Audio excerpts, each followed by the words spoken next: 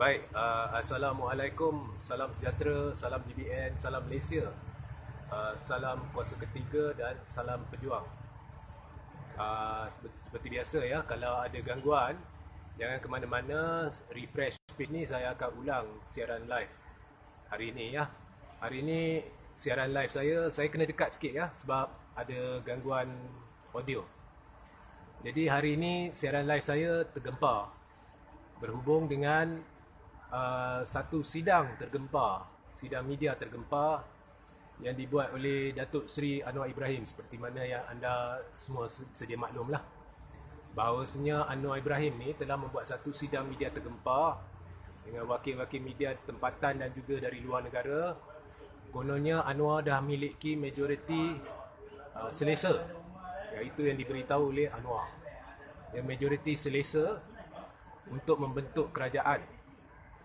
Dan Anwar juga mendakwa bahawa beliau telah berkomunikasi dengan Duli Yang Maha Mulia Seri Paduka Baginda yang di-Pertuan Agong yang pada ketika ini sedang membuat rawatan di Institut Jantung Negara. Jadi Anwar berkata sepatutnya dia dah menghadap Agong, tetapi dia telah pun berkomunikasi dengan Agong dan memberitahu perkembangan-perkembangan. Dia tak sebutlah perkembangan apa yang dimaksudkan, tapi dia dah beritahu perkembangan. Jadi inilah intipati sidang media Anwar, di mana apabila Anwar ditanya majoriti tu takat mana, dia kata cukup selesa dan dia memberi bayangan 120 120 ahli parlimen atau lebih. Okey, baik. Now, setakat mana sidang media ini dilakukan, dakwaan Anwar adalah palsu. Saya akan jelaskan. Saya ulang, setakat mana sidang media saya ni dilakukan, dakwaan Anwar adalah palsu. Ini bukan kali pertama ya, dakwaan palsu dibuat oleh Anwar. Ini adalah kali keentah berapa dakwaan dibuat. Jadi persoalannya, bagaimana Anwar boleh begitu berani untuk membuat pendedahan ni sedangkan ianya palsu? Setakat mana sidang ini dibuat? Ini saya ceritakan.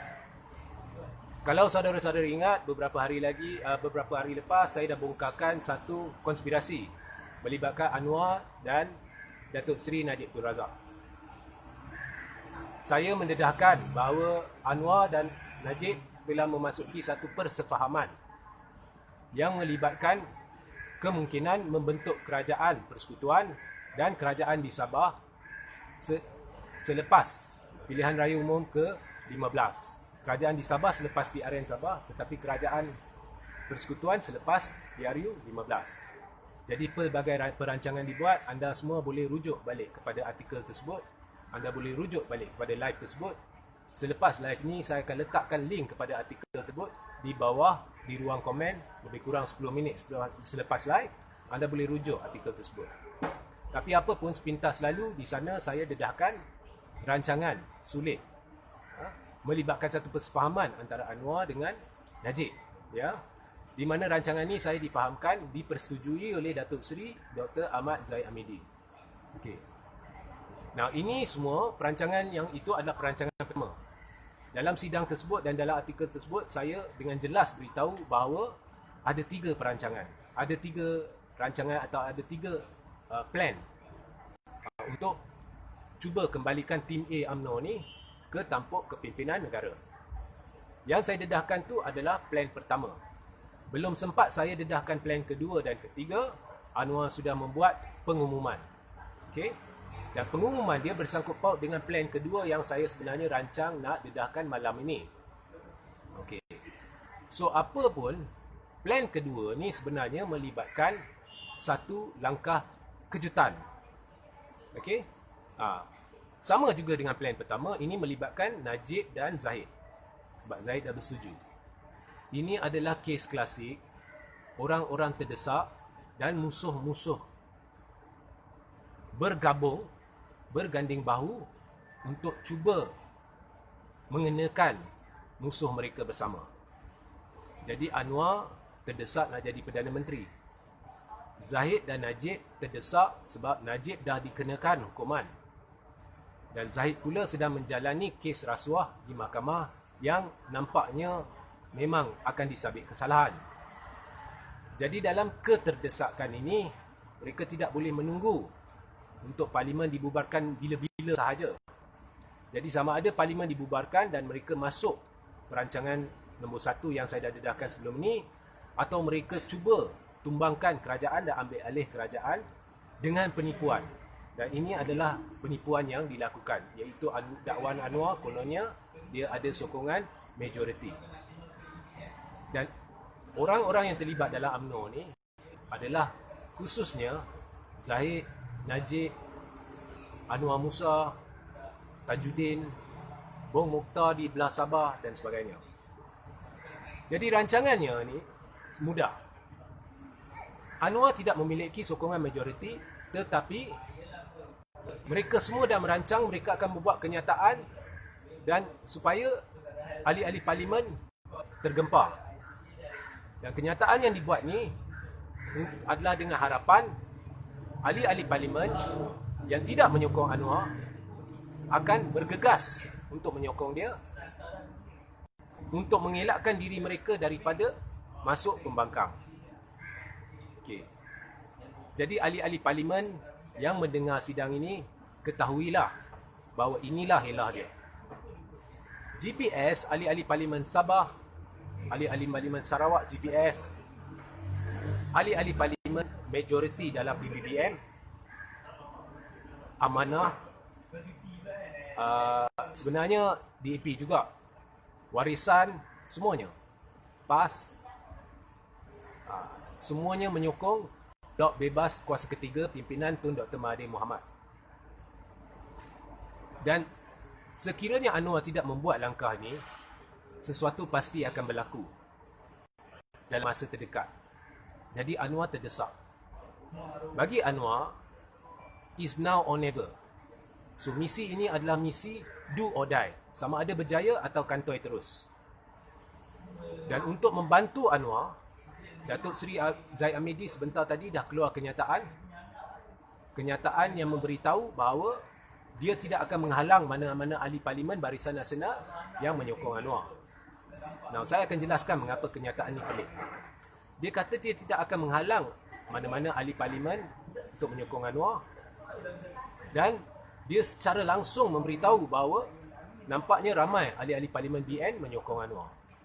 Pertama sekali, ini membuktikan apa yang saya katakan selama ni, bahawa di dalam UMNO ada ejen-ejen Anwar, termasuk Laskar Cyber yang majoritinya mendapat arahan daripada Rosman Mansor, termasuk seorang ahli parlimen, seorang ahli majlis tinggi yang dipecat dari UMNO, kemudian bergiat di Facebook, yang pernah bersumpah secara Islamik bahawa dia tidak menyokong Anwar, tetapi pada hakikatnya dia berbisik-bisik dan orang-orangnya berbisik-bisik di kalangan ramai kumpulan bahawa mereka bersama Anwar dan sokong Anwar. Okey, Zahid membuat itu yang pertama. Jadi yang kedua, Zahid adalah Presiden UMNO. Dia adalah pengerusi Barisan Nasional. Dengan membuat kenyataan begitu, dia berpura-pura seolah benda tu di luar kawalan dia. Walhal sebagai Presiden UMNO, beliau sepatutnya menyatakan dengan jelas pendirian dia di mana. Adakah dengan Muafakat Nasional, dengan PAS, ataupun dia menentang benda ni, ataupun dia menyokong Muhyiddin. Sebab komitmen UMNO adalah menyokong Muhyiddin sehingga PRU 15 atau sehingga parlimen dibubarkan. Jadi nyata Zahid tidak membuat kenyataan tu, sekaligus bermakna Zahid sebenarnya menyokong Anwar. Jadi semua yang saya dedahkan selama ni adalah benar. Ketiga, benar juga apa yang saya katakan bahawa Zahid dan Najib sebenarnya mempergunakan PAS, menunggang PAS dan membuat PAS seperti sampah. Dan harapan Zahid, sebab Zahid dan Najib, khususnya Najib adalah peneraju tim A. Sokongan tim A dalam UMNO ni tak banyak dari kalangan ahli parlimen. Sokongan majoriti berada di tim B. Untuk memujuk ahli parlimen tim B ni yang masih tak sokong Anwar untuk sokong Anwar, dalam keadaan terdesak untuk mengelakkan Mahathir daripada kembali ke tampuk kepimpinan negara. Jadi mereka bersekongkol, Anwar, Zahid, Najib, semuanya, untuk membuat kejutan agar ahli-ahli parlimen akan keliru dan bergegas untuk menyokong Anwar. Dan saya ulang, Anwar tidak memiliki sokongan majoriti setakat mana sidang media ini tengah dilakukan. Kalau Anwar berani, dedahkan bukti sahih dalam tempoh sejam dari sekarang. Saya ulangi, kalau Anwar berani, dedahkan bukti sahih dalam tempoh sejam dari sidang media ini, bahawasanya anda mempunyai sokongan majoriti. Tidak. Memang ada peralihan majoriti, tetapi bukan terhadap Anwar. Korang semua boleh agaklah peralihan tu berlaku kat mana. Jadi mereka dah terdesak, jadi mereka guna helah ni. Sebab kalau andai kata Tun Mahathir kembali, mereka tahu mereka akan kena getah. Mereka tahu mereka akan hangus. Jadi kalau dah nak hangus, lebih baik cuba helah ni. Kemudian esok kalau tak jadi, mereka boleh guna pelbagai alasan. Oh, ahli-ahli parlimen berpaling tadah. Walhal sebenarnya tak, ahli parlimen tak sokong Anwar. Tapi mereka boleh buat alasan penipuan. Sebab mereka ni pakar penipu. Jadi, oh, memang dah ada sokongan tapi last minute mereka berpaling tadah. Okey? Dan nampak dah ada gangguan ya. Ada pihak-pihak yang cuba ganggu. Okey. Akhir sekali pendedahan saya adalah ada seorang yang amat rapat dengan Muhyiddin yang turut bersekongkol dengan Anwar. Dan anda tidak akan mempercayai bahawa dia bersekongkol dengan Anwar. Dia mengalih sokongan dia daripada Muhyiddin kepada Najib. Kalau ikut asal-usul, dia memang orang Najib. Sekarang dia di PPBM dan dia orang rapat Muhyiddin dan berada dalam kalangan ahli parlimen. Jadi orang tidak akan percaya. Sebab kalau saya beritahu pun, anda tidak akan percaya sebab dia ni musuh tegar Anwar. Tapi dia memang bersekongkol dalam hal ini. Maknanya, cuba kenakan Muhyiddin juga. Maknanya, ini adalah pergabungan musuh-musuh ketat Mahathir yang sememangnya bermusuh antara satu sama lain, tapi untuk cuba menghalang Mahathir daripada kembali kerana sokongan terhadap Mahathir amat kuat. Termasuk dari saya. Saya boleh nak kata korban untuk Mahathir pun, korbankan diri pun saya korbankan. Tetapi saya tak takut untuk menyatakan kebenaran. Kebenarannya, setakat sidang media ni, Anwar tidak memiliki sokongan majoriti. Melainkan ahli-ahli parlimen selepas mendengar ni pun ada yang tertipu. Okay? Sokongan Anwar amat teruk. Okay. Dan sebelum ni, Anwar pernah mencuba taktik ni. Dia membuat akuan-akuan bersumpah palsu. Orang-orang dia membuat akuan-akuan bersumpah palsu yang saya dedahkan. Akuan bersumpah palsu Muhyiddin, akuan bersumpah palsu Zahid.